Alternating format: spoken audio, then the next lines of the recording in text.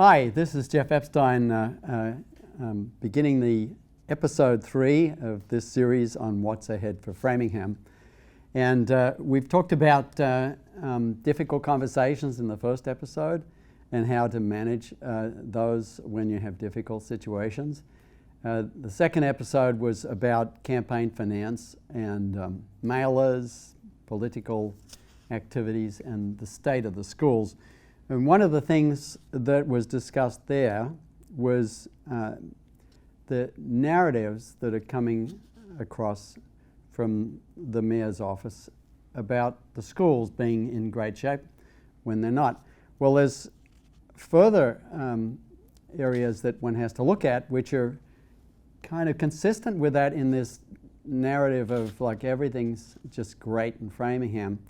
And I mean, the reason I'm running is everything is not great in Framingham and I want to fix it. And you know, I like fixing things. And so the next topic is the wonderfully interesting water and sewer system. Every mayor has to deal with water and sewer systems. Even Pete Buttigieg, when he was mayor down in Indiana, had to deal with $1 billion water and sewer system, and then he found when you kind of looked at it more carefully and instrumented the system, it became a $500 million problem. But this is kind of, an inspiration for me in looking at all of the problems across the city, in the sense that there's not a lot of discourse that goes on, not a lot of critical analysis, not much reporting to the public or to the city council or even internally on the state of these systems. And the fact is the water and sewer system is a big problem in Framingham, which is not exactly on the front burner of political campaigning. I have it on my flyer as it's the fifth bullet down, I think, now fourth. It's reverse the costly deterioration of the city infrastructure. And there I say the repair backlogs are huge. Water and sewer, $200 million. Roads, $100 million. Roofs, $100 million. We're going to just talk about water and sewer today and maybe roads and roofs another time. So what's amazing about this situation is the mayor is actively promoting a narrative that even though there's a $200 million backlog in water and sewer, and even though many cities and towns are dealing with an aging infrastructure, that ours is just great. Everything's completely under control. And that's complete opposite of a narrative, a true narrative, that the director of Department of Public Works, Bob Lewis, promoted a year ago when he called the water and sewer system a ticking time bomb. Now, Bob is one of our great employees, along with Steve Leone, who runs water, and I've talked to them at length about this. They, in fact, invited me in to talk about the water and sewer system and DPW in general, which was a fairly brave thing to do in an election year. But they're great guys and they're straight arrows, and that's what I really value. And so it's rather painful to actually discuss this next thing, which is out popped an article in the Metro West Daily News with Tom Benoit, the author of it, and he's a great reporter. And he was describing how now the mayor has put Bob Lewis out in the public eye to walk back the comments that he made on August 20 last year in a city council meeting. And it's an election year, and the mayor wants everyone to believe that the water and sewer system is just great. You know, we're putting money into it and everything and so on. So first of all, I don't think in any election a mayor should be putting one of your department heads out in the public view to support your campaign position, particularly when it's a narrative that is not true. And so there is a really big problem in water and sewer, and I want to elaborate on that here. And certainly, if I make it to mayor, Bob and Steve are two great employees. I would never do to Bob what the mayor did to him and put him in as part of the campaign message. So my apologies to Bob for having to say this, because I think you're wonderful and I hope you stay here for a long time. And if you do, we'll do a really good job. So let's get to the point. This whole thing started about a year ago when there was a giant sewage overflow near the Worcester Street pumping station, which is right near where Whole Foods is. And what happened was, I wrote an article about it here, and it's like, this was put out in August last year. It says, Framingham's sewer system is a ticking time bomb underground, which is what Bob Lewis said. And so what happened was there was what they call a sanitary sewer overflow near the centre pump station for nearly 5 hours in July 2024. And 675,000 gallons of untreated sewage went into the Sudbury river system there. And it took a full day to fix that. And there was a really good description of what needed to be done by Steve Leone, which is captured in this video clip. Well, thank you for the opportunity. That's quite an event for water and sewer team to undertake that repair. And I'm going to let Steve Leone explain all the details on it. And then if there's any questions about the pump station itself, I have Eric Johnson here for that. Thank you, Bob. Thank you, Steve, for being here. Thank you, Eric. Good evening. Green. Good evening. Steve Leone, Director of Water and Wastewater. So we all know July 30th, we had a major wastewater overflow behind the Worcester Road pump station. The cause of that overflow was the force main pipe, or the pressure pipe that takes the discharge flows from the pump station. I just kind of want to go through the repair because I want everybody to realize the severity and what it took us to make that repair. It took 13 septic trucks, or pumper trucks, to bypass not only the Worcester Road station, but 2 upstream stations to control those flows. And it also took 22 city or DPW staff, 5 of those being managers, to run that operation, whether it was bypassing the flows or managing the repair of the pipe. It was an overnight repair. It lasted until from 4:30 p.m. to 9 a.m. the following morning, so it was quite the endeavor. The total cost, and Jen, congratulations, was $110,000 to make that repair on a 20-foot piece of pipe. Typically, on a regular capital project, we could probably get 375 to 400 feet of pipe installed for that $110,000. So just so everybody understands the comparison there. What we quickly did after the repair was our engineering team got a piece of the pipe, sent it out for evaluation.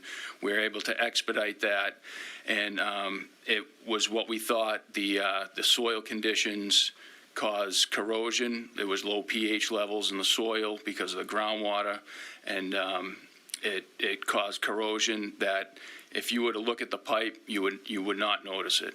But it does take the iron out of the cast iron, long story short, and cause the corrosion. And what the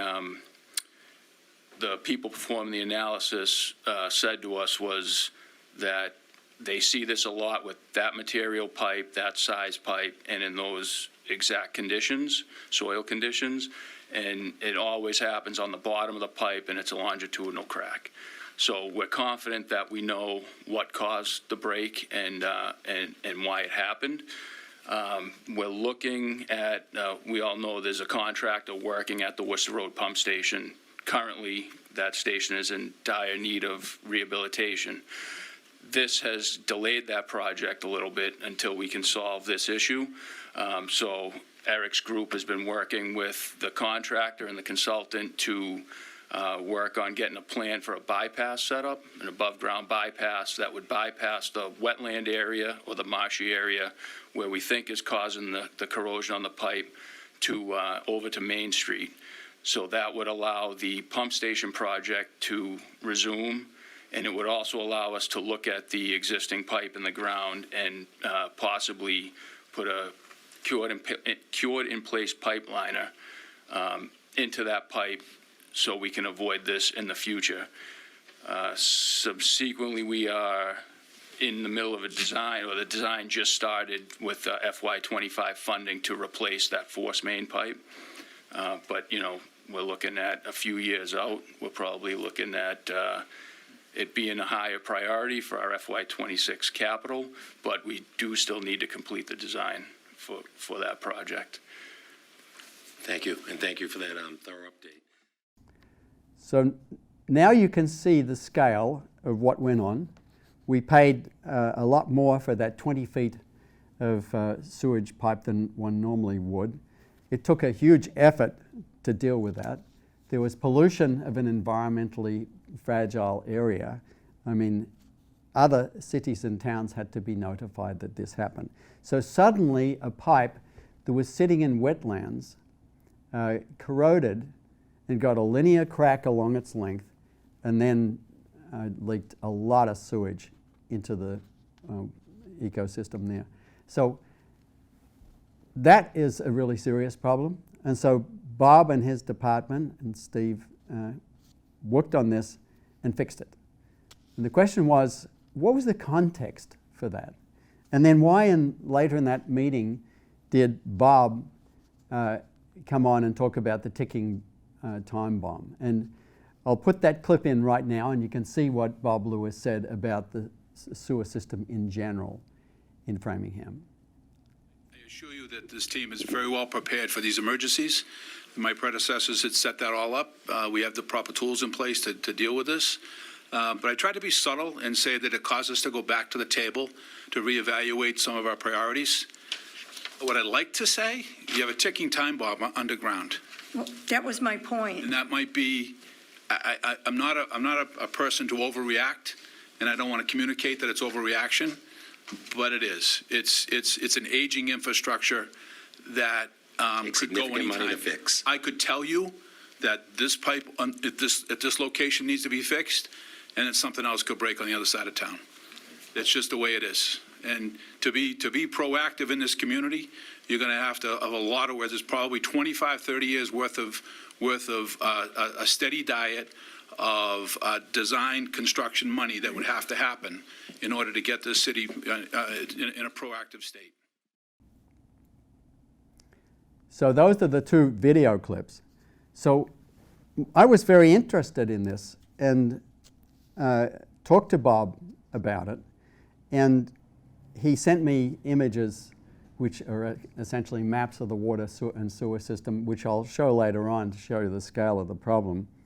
But the main thing was, okay, that's the first one that blew, what's the next one?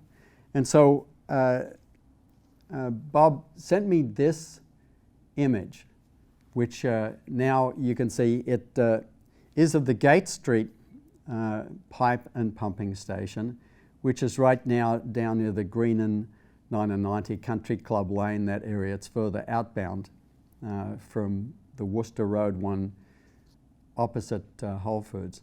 So it shows there that particular system. And if I can refer to the article which I wrote a year ago about this, the danger of the situation, as emphasized to me by Bob Lewis in an email, was the pipe, which is shown in pink, is cast iron. It was installed in 1953. The useful life of such a pipe is 50 years, so it's 21 years beyond that. And it runs about 700 feet through the pond. So if that one blows, we'll have a really big problem. So the first one at Worcester Road is being fixed, and it was given a temporary fix, and then the whole line has to be relocated so it's no longer in wetlands. And that work is going on. But this work, this is the ticking time bomb, and this is still ticking. I mean, time bombs keep on ticking until you diffuse them. And while it's still sitting there, it could blow. So Bob came out and said that. Now, it's an unusual thing for a director to do, is to say that to a city council when obviously it's better said to the mayor and to get a response. But why did Bob say that? Well, he'd obviously had this giant sewage overflow at Whole Foods. But what had happened earlier in the year? Well, early in the year, And I wrote an article also about this, and this is, I'm simply conveying facts here. This was an article written in March 12th, 24, when the city was supposed to be doing its capital planning. And then the mayor, Charlie Sisitsky, unexpectedly slashed the FY25 capital budget. That's, 2024, 312. The capital plan for the next year is called the FY25 capital budget because the fiscal year always is labeled with the year of the second year. It goes from the end of June to the end of June the next year. So he unexpectedly slashed it. So there was $75 million of capital budget allocated, and then, or 72 million, and then he slashed it to 25 million and discarded the entire 5-year capital improvement plan. Now that's a bit of a problem because the charter requires that you have that in place all the time. So the mayor not only, essentially destroyed the capital plan by chopping it down from 72 million to 25, but he actually did not publish the 5-year capital plan, which says what the plan is for the next 5 years and how the current work fits into that. So charter violation, and wow, all of the water and sewer work went out the window. What was left in that planning was some of the school roofs. So there's Bob Lewis. He's confronted with a blown up sewer pipe in wetlands, which is an enormous failure. And this kind of thing attracts the attention of the Department of Environmental Protection at the state, and we have pretty long history with those folks intervening on us when we do bad things. And then he's suddenly got no money to do any of the new work. And so that Gates Street station, which is the ticking time bomb he was referring to, was not going to be done. And so it was an act of desperation for Bob to come in front of the City Council after a description of the sewage overflow problem and its fixes, to then say, we have a ticking time bomb. What he was trying to do is draw the attention of the mayor. And the mayor didn't come out and rebut that at that point. He didn't get Bob to walk it back at that point. He waited till, a few weeks ago to walk it back because we've got a vote on November 4th. And he wants people to think that this is really not a problem. Now, what Bob said, and this is really upsetting. Bob said this, the incident, he said, caused the department to reprioritize, and he said he misspoke during the meeting last August, which was August of last year. He said, I overemphasized that the system was a ticking time bomb in that particular area. I was fairly new here at the time, and I'm still getting acclimated and intimate with the infrastructure, excuse me, and I overstated it, Lewis said in an interview with the Daily News. Well, here's the thing, the background on Bob. Bob Lewis is a very, very experienced and very capable and very valuable department head for DPW. He had decades of experience, 30 years, and that was largely in Needham. He was the assistant director of DPW in Needham for decades, and he was hired here on April the 8th of 2022. So on 8/20, 24, when he said that, he'd been here more than 2 years, and he's an experienced guy. He'd know exactly what was going on here at that point. And to say that he was new, it really defies understanding, and that can only be done under pressure from the mayor. And so Bob was misused by the mayor, I believe, in this case. So my message is to Bob is to hang on in here, and if I get elected, we'll have a really good time fixing the water and sewer system, which is one of my favorite problems, because although people don't talk about it in elections, it's not the top 5 things that are anywhere near the mayor's list. They are on my top 5. Water and sewer is not something where you knock on a door and say, what do you think of the problems in the city? People don't say immediately, oh, it's the water and sewer system. They'll say it's the schools, it's education, it's the environment, it's zoning and planning because of Knobscott, or it's some other thing, or I think, we need change, or I don't quite trust the mayor with developers. But I have yet to hear someone say it's the sewer pipes. However, there is such a big problem there that it is in fact driving a lot of the decision making in the city. And that's why I wanted to take the time today to talk about something that's not talked about much, that's a very big problem. After all, if you have a 200 million backlog of water and sewer work, then you really have a bit of a problem. And how do you fund it? And I'll come to funding in a little bit. So anyway, so here we have this major problem. The capital budget slashed, the sewer overflow, and the situation is very serious. The ticking time bomb comment, and then a year later, it's walked back for political purposes. And so what to do about this whole situation? We have a very good team in DPW, but financing it is a problem. And so what do other cities and towns do when they're confronted with these kinds of things? Well, everyone's working the problem. Everyone's trying to do something about it. We have an ability actually to address this properly, but what the mayor has been doing is raising water and sewer rates to fix the problem here. And what that does is pushes up your water bills. They're actually water and sewer bills, but everyone is complaining about them. And they have gone up dramatically. And you think of when we did a project like the Fuller building, middle school building replacement, that was a $100 million project. We got lent about $40 million, or given $40 million by the state, and then we had to finance $60 million of it. And we had a debt exclusion. And that debt exclusion vote passed by 86% because people in the community think that, replacing Fuller thought that replacing Fuller was a good idea. It was put to the citizenry, and they voted yes to invest in a solution. And that's actually been the case in every vote that's been taken on investment in the city for the last 5 times. There was an operating override in the 90s for $4 million.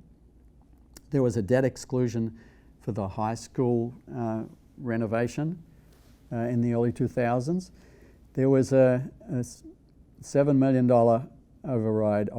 operating override in the early 2000s. All yes, yes, yes. Then we had the Fuller debt exclusion, 86% yes. And then we had the CPA vote taken during COVID times, 60% yes. So the community as a whole is willing, and it's painful, paying additional taxes, and you don't want to do it unless you have to, but they're willing to invest to solve problems, in many cases to save worse problems downstream. And so with the sewer system, not only did the mayor defer any work for an entire year on the sewer system, but he doesn't have a plan for actually financing it properly, because he did a rejiggering of the water and sewer rates a while ago, and everybody has got increased rates because of that. And if you look at the consultant's report on which that rejiggering was based, you see that in 2 or 3 years, the system goes back into the red again. In other words, the mayor has implemented what is a temporary fix for trying to fund the $200 million backlog problem. You're trying to do $20, $30, $40, $50 million of work each year and finance it.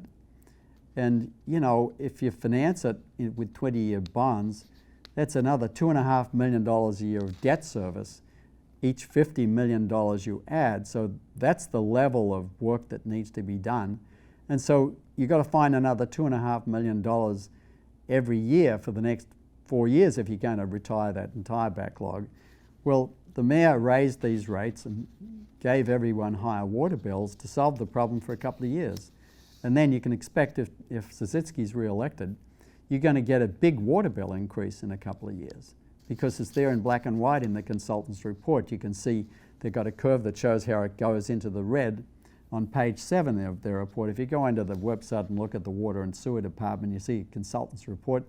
Look at page 7, you see a table, and then it'll go negative in a couple of years.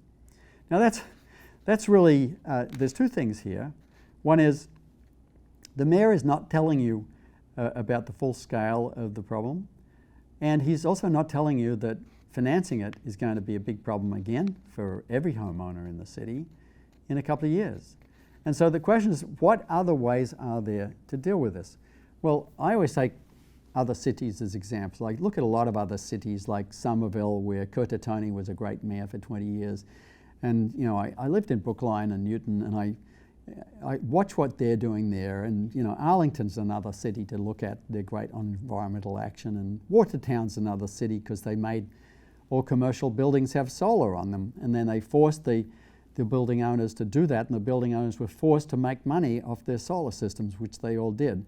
If you go into Google Maps and look down on the Water Arsenal Mall, you'll see solar panels everywhere, and that's making money for the building owners. So no one really objected to that, and it's a wonder why we didn't have more solar here. But to come back to the point, how do you finance $200 million of work without jacking up water and sewer bills? And the worst thing about them is you can't deduct them from your taxes, because you can deduct property taxes, you know, but you can't deduct your water bills unless you're, you know, a rental building owner, but a homeowner can't. So I look at Brookline and said, well, Brookline had a $200 million problem. They had a problem a number of years ago where they had an additional 500 students coming into the high school that were unplanned. And they had to do this giant expansion of their high school that cost $200 million. How did they do that? They didn't raise taxes to do it, but they did the following thing, which is perfectly legitimate, and that is there's a pension liability that the city has.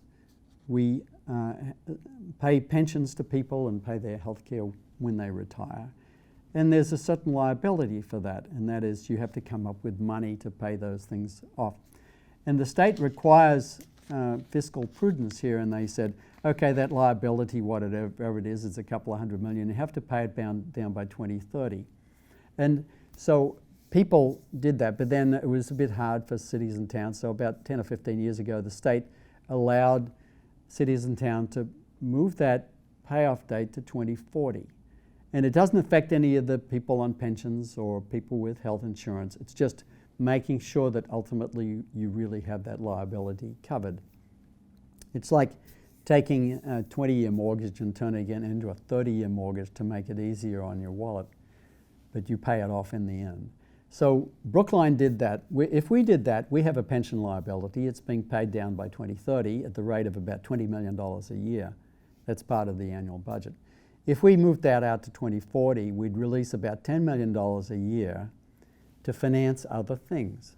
And so you could take that $10 million a year, and you wouldn't do it all at once, but you could take $2 million this year and then maybe $4 million next year and so on, and pay for all of this water and sewer work in a manner which doesn't keep jacking up water bills and doesn't raise taxes. It's simply, the trade-off is to move that liability pay down out 10 years.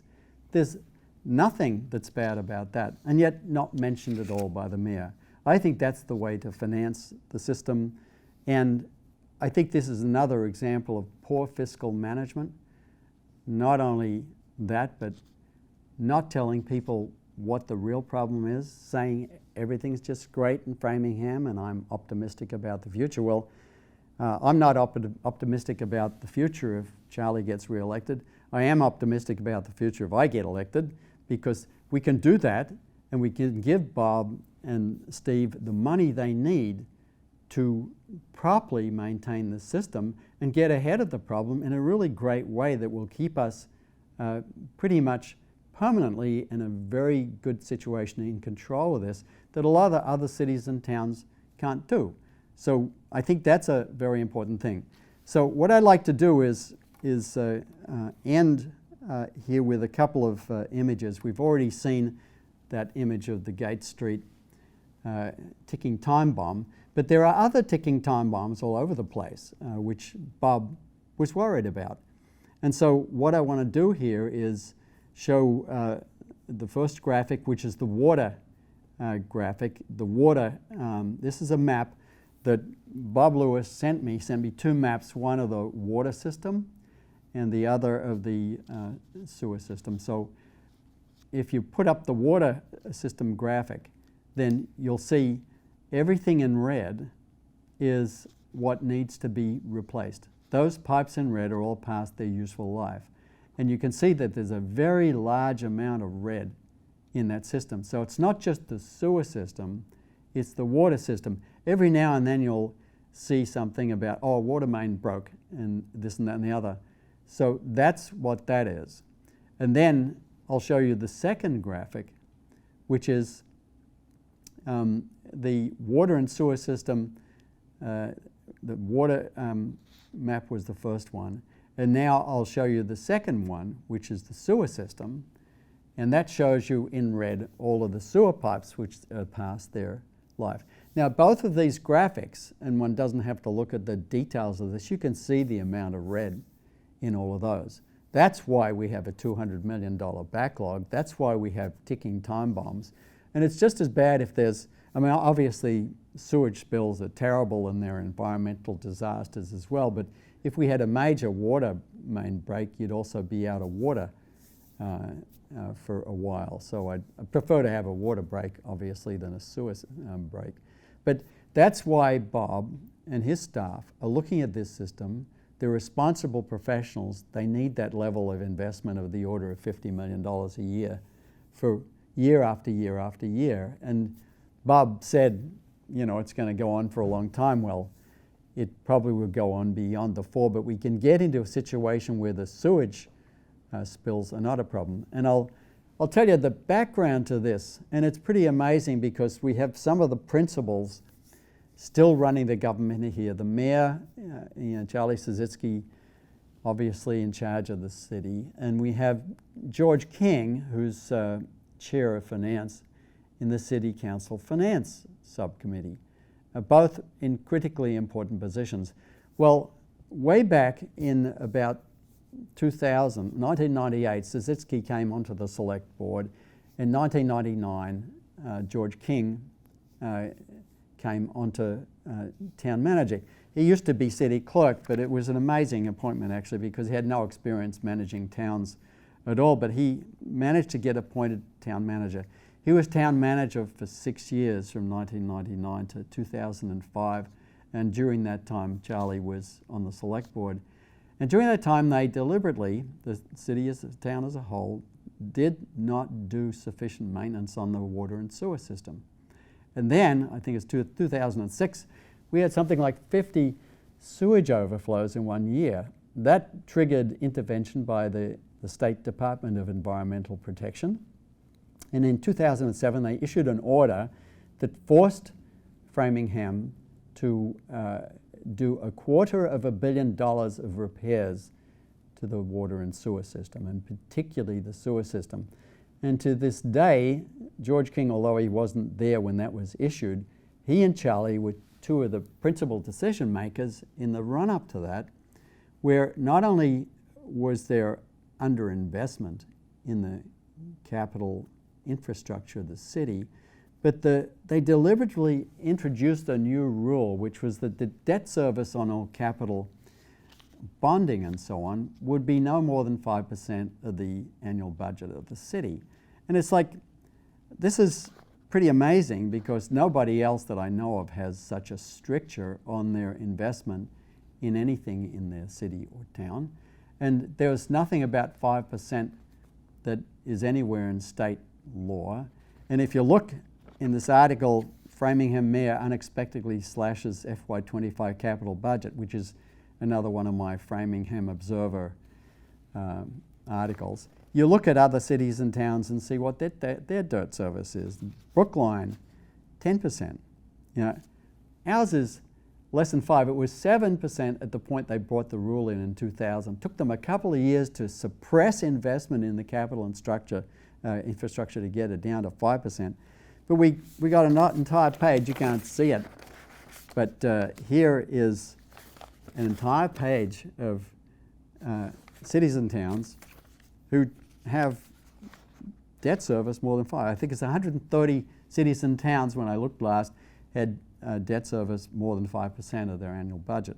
So we introduced this artificial rule. It choked off capital investment in capital infrastructure from way back in 2000 in the King Sisitsky regime at that time, and it's been in place ever since. And one of the reasons why the mayor slashed the capital budget last year was he said we didn't want to go beyond that 5% limit.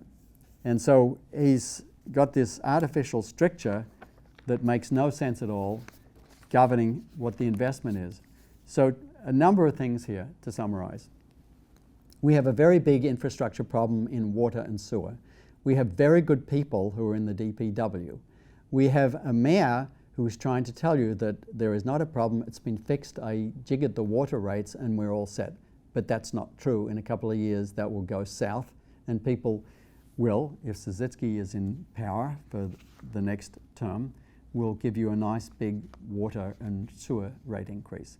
There is an alternative, as I have said, that's a best practice in other cities and towns and would allow us to solve this problem financially and operationally without giving anybody a water bill increase or a tax increase. In fact, if we did things this way, it's likely that we could probably lower water bills so we can get them down to be something more reasonable. So that's the thing. There's a narrative here in water and sewer that the mayor has created for this election.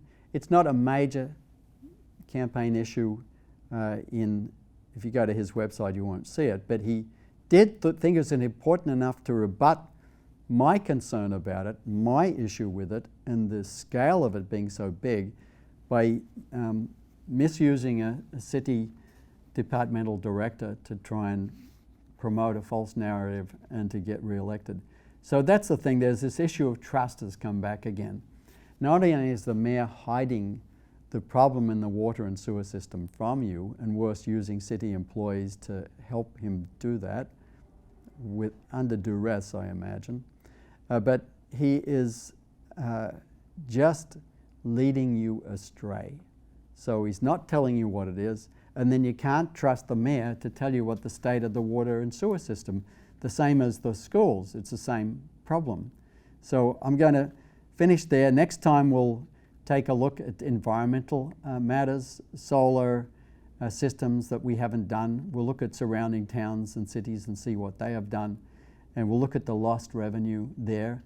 But this is a wrap up for today. Thanks for watching What's Ahead for Framingham, episode 3, all about water and sewer. I know it's your favorite topic, and you'll all be talking about the water and sewer system now.